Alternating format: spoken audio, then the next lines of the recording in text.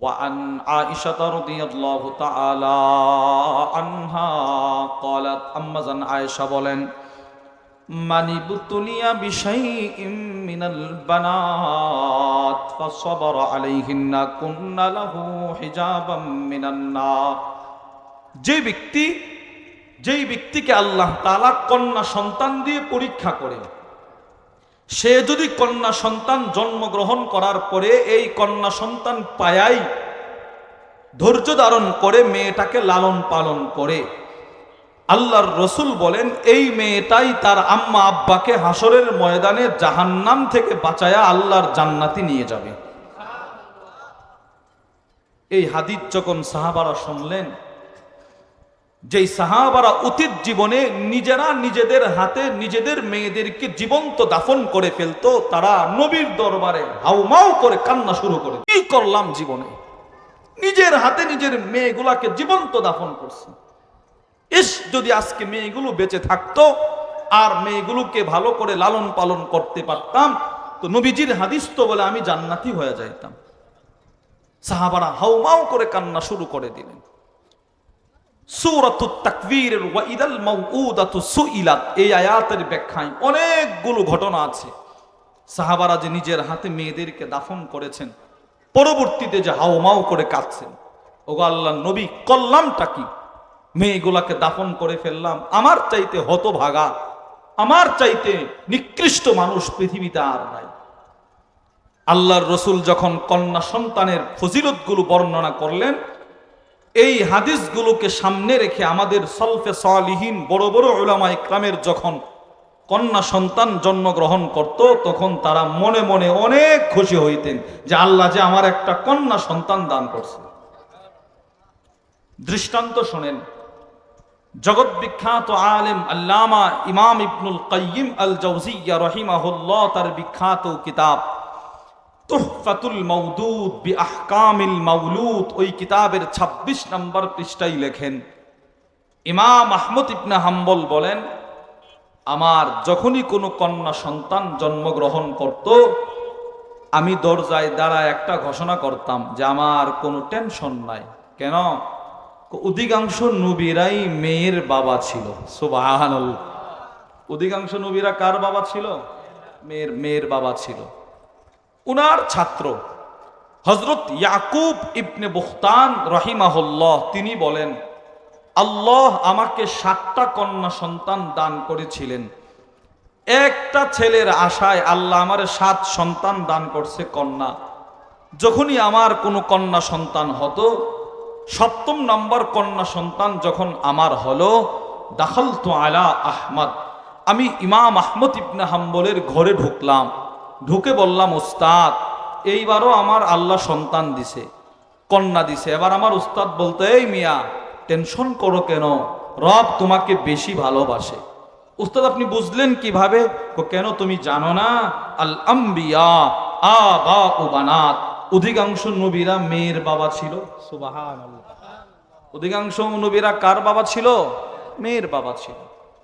এই লোক যার ৭ কন্যা সন্তান আল্লাহ দিছে, এই লোক তার উস্তাদের ঘরে দাঁড়ায় একটা চিৎকার দিয়ে বলে কি জানেন, এই পৃথিবীর মানুষ, ফাকানা ইউযহিবু কাউলুহু হাম্মি, আমার উস্তাদের এই একটা বক্তব্য, অধিকাংশ নবীরা কন্যা সন্তানের বাবা ছিলেন, এই এক বক্তব্য আমি ইয়াকুবের ৭ মেয়ের টেনশনকে দূর করে দিছি। এবার আপনি বলেন, নবী যখন কন্যা সন্তানের ফজিলতগুলো ফুটায়া তুললেন, এরপরে কি আর মক্কায় আর পারিবারিক দাঙ্গা হাঙ্গামা থাকতে পারে? না না। যেই সাহাবারা কন্যা সন্তানকে দাফন করত, তারাই কন্যা সন্তানের আফসোস করত, রব যদি আমার একটা ছেলে না দিয়া কন্যা দিত, আমি সোজা জান্নাতে চলে যেতাম। ২ নাম্বার ৩, সামাজিক জীবন ব্যবস্থাও নবীজি পরিবর্তন করলেন। রাসূলুল্লাহ সাল্লাল্লাহু আলাইহি ওয়াসাল্লাম পৃথিবীতে আসার পূর্বে আরবের সমাজ ব্যবস্থাও ভালো ছিল না। কি পরিমাণ নিকৃষ্ট ছিল!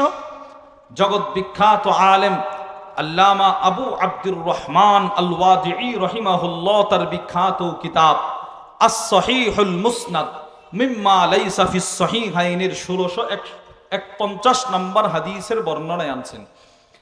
وعن أم سلمة رضي الله تعالى عنها قالت أম্মা জান উম্মে সালামা বলেন লাম্মা নাযালনা আরদাল হাবশা, আমরা যখন হাবশায় গেলাম, সাহাবারা প্রথম হিজরত করে যখন হাবশায় গেলেন, হাবশার বাদশা নাজাশি, কি নাম বলেন? বলেন নাজাশি, বলেন। অনেকে নাজ্জাশি বলে, না, শব্দটা কি? নাজাশি। বলেন কি? এবার গাজালি বলেন না, গাজ্জালি বলবেন? কি বলবেন? গাজালি। সবাই বলেন না, নাজাশি। তো নাজাশি সাহাবাদেরকে ডাকলেন, কোত্থেকে আসছো, কোন দেশ থেকে আসছো, ওই দেশের সমাজ ব্যবস্থার বর্ণনা দাও। বাদশা ডাকাইলেন।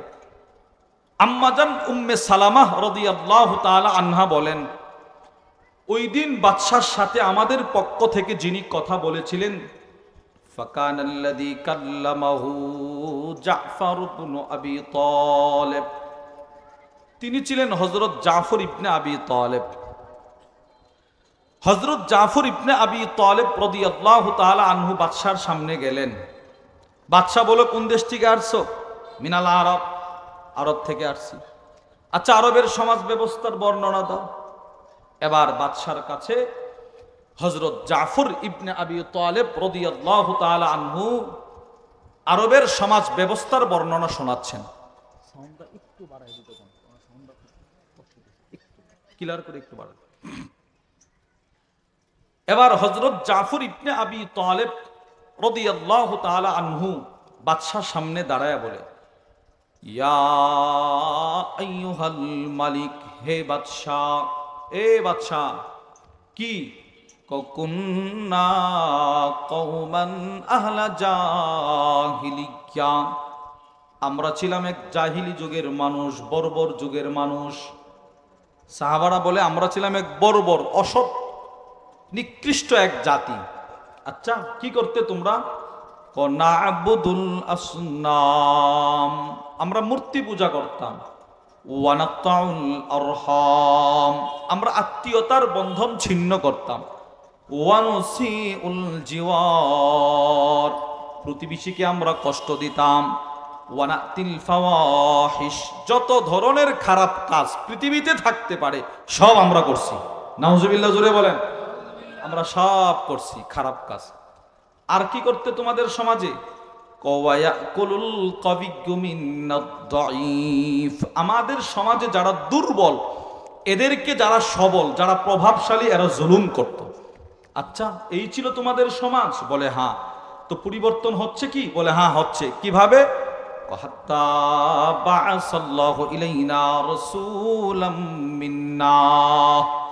আল্লাহ আমাদের দেশে একজন দামি নবী পাঠায়া দিছেন, যিনি আমাদের নিকৃষ্ট সমাজটাকে পরিবর্তন করে কিয়ামত পর্যন্ত আনে ওয়ালা মুমিনিনদের জন্য ইমানের রোল মডেল বানায় দিয়েছে। আল্লাহর রাসূল সমাজকে পরিবর্তন করছেন। রাসূলুল্লাহ সাল্লাল্লাহু আলাইহি ওয়াসাল্লাম সমাজ পরিবর্তন করতে গিয়ে অনেকগুলো পদক্ষেপ নবীজি গ্রহণ করলেন। এর ভিতরে সর্বপ্রথম রাসূল যেই পদক্ষেপটা গ্রহণ করলেন, সেটি ছিল সমাজে এক আল্লাহর দাওয়াত প্রতিষ্ঠা করা। বলেন, সমাজে কার দাওয়াত দেওয়া? জোরে বলেন, কার? আরো জোরে বলেন, কার? আল্লাহর দাওয়াত দেওয়া। রাসূল রাস্তায় দাঁড়ায়া থাকতেন, কোন কাফের মুশরিক রাস্তা দিয়ে গেলে নবীজি বলতেন, ভাই, তোমার রব 360 জন নয়, তোমার রব একজন আল্লাহ। আমাদের রব কয়জন? তিনি কে?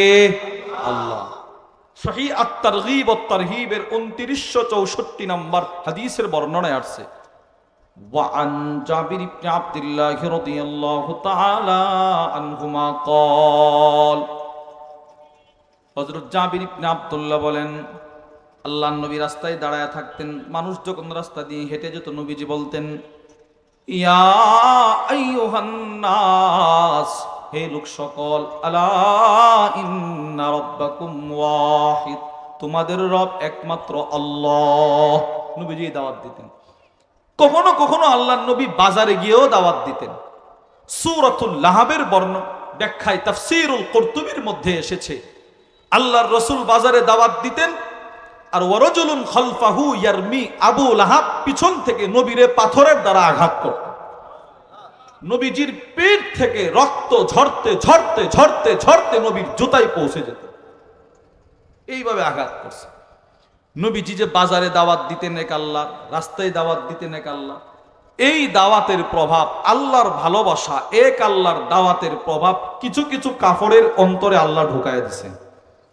এবার নবীজি এদেরকে টার্গেট করে করে এদের বাড়িতে গিয়ে দাওয়াত দিতেন। দৃষ্টান্ত, তিরমিজি শরীফের 3483 নম্বর হাদিসের বর্ণনায় আসছে, রাসূলের বিখ্যাত সাহাবী হযরত ইমরান ইবনে হুসাইন বলেন, অনেক বড় সাহাবী। কত বড় সাহাবী? ইমাম আবু দাউদ রাহিমাহুল্লাহ লিখেন, ইন্নাল মালাইকা তুসাল্লিমু আলা ইমরান ইবনে হুসাইন। উনি এতটাই দামি সাহাবী যাকে সরাসরি ফেরেশতারা সালাম দিত। অপরদিকে আল্লামা আবুল ফারজ আব্দুর রহমান ইবনুল জাওজি রহিমাহুল্লাহ তার বিখ্যাত কিতাব সিফাতুস সাফওয়ার মধ্যে লেখেন, ওয়াকানাতিল মালাইকা তুসাফিহু ইমরান ইবনে হুসাইন। ফেরেশতারা শুধুই মাত্র ওনাকে সালাম দিত না, কখনো কখনো ফেরেশতারা ওনার সাথে মুসাফা করত। এত বড় সাহাবী। এই সাহাবী, তার বাবার নাম হচ্ছে হুসাইন, সয়দ দিয়ে হুসাইন। হুসাইনের ইসলাম, ছেলে বাবার ইসলাম ধর্ম গ্রহণের ঘটনাটা বর্ণনা করেন। তিনি বলেন, ক্বালান নবী সাল্লাল্লাহু আলাইহি ওয়াসাল্লাম লিআবি, আল্লাহর রাসূল একদিন আমার বাপকে বললেন, যখন আমার বাপ কাফের, নবীজি বললেন, ইয়া হুসাইন, হে হুসাইন, এ হুসাইন। জি ইয়া রাসূলুল্লাহ। কাম তা'বুদুল ইয়াউমা ইলাহা, আল্লাহর নবী হুসাইন কাফেরকে বলতেছে, তুমি প্রতিদিন কতজন প্রভুর ইবাদত করো? ক্বালা আবি সাবআ, আমার বাপ বললেন 7 জন। নাউজুবিল্লাহ বলেন না। আমরা কি 7 জনের ইবাদত করি? কয়জনের? তিনি কে? আরো জোরে বলেন, তিনি কে? আল্লাহ। আল্লাহর রাসূল মনে মনে শান্তি পাইছে, না, এই বেচারা তো 360 থেকে 7 জন আইছে। কয়শো থেকে আসছে? 360 মূর্তির পূজা করত, এই জায়গায় মাত্র 7 জন। এবার নবীজি আরো প্রশ্ন করলেন, আইয়ুহুম তাউদ্দু লিরাগবাতিকা ওয়া রাহবাতিক, ও হুসাইন। হুসাইন বলে, আমার তো 7 জন প্রভু, সিত্তান ফিল আরদ, আমার 6 জন প্রভু জমিনে, ওয়া ওয়াহিদান ফিস সামা, একজন আকাশে। নবীজি প্রশ্ন করলেন, আচ্ছা 6 জনের কাছে তোমার চাওয়া পাওয়া বেশি নাকি একজনের কাছে তোমার চাওয়া পাওয়া বেশি? হুসাইন বলে, আল্লাযী ফিস সামা, আকাশে যে একজন আছে তার কাছে আমার সকল চাওয়া পাওয়া। এবার নবীজি বললেন, আমা ইন্নাকা লাউ আসলামতা, ও হুসাইন, যদি তুমি কালিমা পড়ে মুসলমান হয়ে যাও, আমি রাসূল তোমাকে এমন 2টা কালিমা শিখায় দেব, যেই 2টা কালিমা সোজা তোমাকে আল্লাহর জান্নাতে নিয়ে যাবে। ইয়া রাসূলুল্লাহ, কি সেই 2 কালিমা? নবীজি বলেন, আপনারা বলেন, বলেন, আল্লাহুম্মা আলহিমনি রুশদি ওয়া আইদনি মিন শাররি নাফসি। রাসূল বলেন, এই 2টা শব্দ তোমার ব্যবসাকে, তোমার ব্যবসার মধ্যে তোমাকে বরকত পৌঁছাবে, তোমার চাকরিতে তোমাকে উপকার পৌঁছাবে, হাসরে তোমাকে জান্নাতে নিয়ে যাবে। চিন্তা করেন তো, রাসূল সমাজকে পরিবর্তন করতে গিয়ে প্রথমে এক আল্লাহর দাওয়াত দিছে কিনা? বলেন, বলেন। 2, সমাজ পরিবর্তনে রাসূলুল্লাহ সাল্লাল্লাহু আলাইহি সাল্লামের দ্বিতীয় পদক্ষেপ ছিল সমাজে ইনসাফ প্রতিষ্ঠা করা। বলেন, সমাজে কি প্রতিষ্ঠা করা? যেই সমস্ত ভাইয়েরা দাঁড়িয়ে আছেন, অনুগ্রহ করে বসে যান। আলহামদুলিল্লাহ ব্যবস্থাপনা আছে, আপনারা বসে যান, অনুগ্রহ করে বসে গেলে ভালো হবে। কারণ ক্লাসে দাঁড়ায় থাকে কারা? পড়া শিখে না যারা, তারা। বুঝেন নাই? ক্লাসে দাঁড়ায় থাকে কারা? আপনারা যারা স্কুলে, আমরা যারা মাদ্রাসায় পড়ছি, পড়া না পারলে কিতাব নিয়ে এইভাবে, আমাদের মাদ্রাসায় এক হাতে কানে আর এক হাতে এইভাবে কিতাব নিয়ে দাঁড়ায় থাকা রাখছে। এজন্য আপনারা যে দাঁড়ায় আছেন, আমরা মনে করতেছি ব্যবস্থাপনার সংকট। না, আলহামদুলিল্লাহ যথেষ্ট ব্যবস্থাপনা আছে এবং অনেক বড় বড় উলামা ইকরাম আছেন। মিরপুরি সাহেব হুজুর আছেন, উমর মুকদ্দাস পীর সাহেব হুজুর আছেন, রিজাউল করিম আবরার সাহেব আছেন, অনেক বড় বড় উলামা ইকরাম আছেন। ওনারা বয়ান করবে ইনশাআল্লাহ এর পর। তো 2 নম্বর পদক্ষেপ যেটি রসুল গ্রহণ করেছিলেন সেটি ছিল ইনসাফ প্রতিষ্ঠা করা। বলেন তো কি প্রতিষ্ঠা করা? ইনসাফ। এবার আপনারা বলেন, আমার নবীর চাইতে বড় ইনসাফগার পৃথিবীতে আর কেউ ছিল? জোরে বলেন, ছিল?